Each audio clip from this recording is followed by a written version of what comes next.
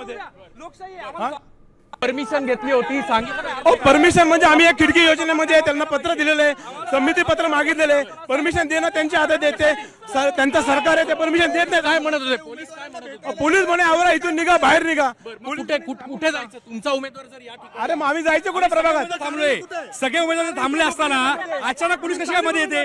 आडवी गाडी तुम्ही नावताय, ह्याला परमिशन घेतली आम्ही या ठिकाणी. 11:30-12ची वेळ आहे. साहेबांचं स्वागत करायचा आम्हाला अधिकार नाही का साहेब?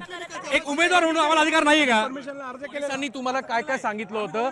अर्ज जरी तुम्ही दिला होता तरी पोलिसांची भूमिका 11:30चा टाइम होता, 11:30चा तर थोडा उशीर झाला, 10 मिनिटं तरी. आता काय भूमिका आहे? तुम्ही थेट आता आम्ही आता रस्त्यावर आले, साहेब आले, साहेबांना भेटणार, शुभेच्छा देणार. होते राज ठाकरे आणि जेणेकरून पोलीस काय एवढा मज्जा पोलीस साहेब आलेत, साहेब आलेत. तर मनसे अध्यक्ष राज ठाकरे यांचा कॉन्वॉय आता या ठिकाणी आलेला आहे. आपण जर बघितलं त्या ठिकाणी मुख्य